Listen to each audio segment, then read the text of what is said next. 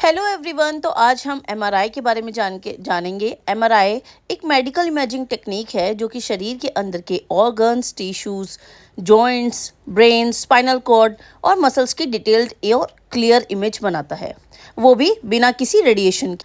ये CT scan से अलग होता है क्योंकि इसमें स्ट्रॉन्ग मैग्नेटिक फील्ड और रेडियो वेव्स का यूज़ होता है, एक्सरे का यूज़ नहीं होता। इसके अलावा एमआरआई कैसे किया जाता है उसके बारे में जानते हैं। तो दोस्तों, सबसे पहले तो एमआरआई की तैयारी की जाती है। प्रिपरेशन में आपको क्या बताया जाता है मैं बताती हूँ। एमआरआई से पहले डॉक्टर आपको कुछ सावधानियों के बारे में बताएंगे। अगर आपके शरीर में कोई metal implant, pacemaker, hearing aid या मेटालिक फ्रैगमेंट है तो एमआरआई करना संभव नहीं हो सकता। कुछ मामलों में एमआरआई से पहले 4 से 6 घंटों तक कुछ भी खाने या पीने से मना किया जा सकता है, लेकिन वो तब अगर कॉन्ट्रास्ट डाई इस्तेमाल होनी हो।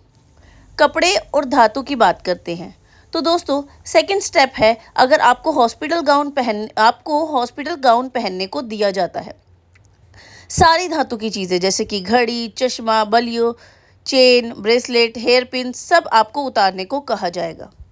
तीसरा स्टेप है कॉन्ट्रास्ट डाई, अगर ज़रूरत है तो दी जाती है। कुछ एमआरआई में शरीर के अंदर की चीज़ों को और स्पष्ट दिखाने के लिए कॉन्ट्रास्ट डाई दी जाती है। ये लिक्विड फॉर्म में होती है। इसे नस में इंजेक्शन से भी दिया जाता है, तो आपको इंजेक्शन दिया जाएगा। इससे शरीर के कुछ हिस्से स्कैन में ज़्यादा अच्छे से नज़र आ जाते हैं। चौथा है एमआरआई मशीन में लेटना। तो चौथे स्टेप में आपको एमआरआई मशीन में लिटाया जाएगा। ये एक सिलेंडर जैसी होती है जिसके अंदर एक नैरो टनल होती है। आपको एक चिकनी मेज़ पर सीधा लिटाया जाता है और धीरे धीरे वो टनल अंदर की ओर जाती है। शरीर के जिस हिस्से का स्कैन करना होता है उसे मशीन के बीच में रखा जाता है। पांचवा है प्रक्रिया के दौरान क्या होता है। तो जब प्रोसेस चल रहा है उस टाइम पर एमआरआई जो होता है, मैं आपको बता दूं, बिल्कुल पेनलेस होता है। इसमें कोई पेन नहीं होता। मशीन बहुत तेज़ आवाज़ करती है, जैसे थंपिंग, नॉकिंग, व्हर्लिंग। इसके लिए आपको एयर प्लग या हेडफोन दिए जाएंगे जिससे कि आप उसको सुन के डरे नहीं। आपको बिल्कुल भी हिलना नहीं है, नहीं तो इमेज थोड़ी सी भी धुंधली आ सकती है। टेक्नीशियन बाहर से कैमरे और इंटरकॉम के ज़रिए आपको देख रहा होता है, सुन रहा होता है। बात आती है कि इसमें कितना समय लगता है।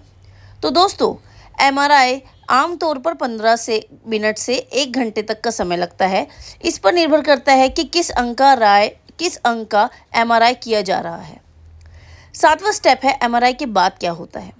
दोस्तों, अगर कॉन्ट्रास्ट डाई आपको दी गई हो तो कुछ देर के बाद ऑब्जर्वेशन में आपको रखा जाएगा। अधिकतर मामलों में आप तुरंत घर जा सकते हैं और सामान्य दिनचर्या भी रख सकते हैं।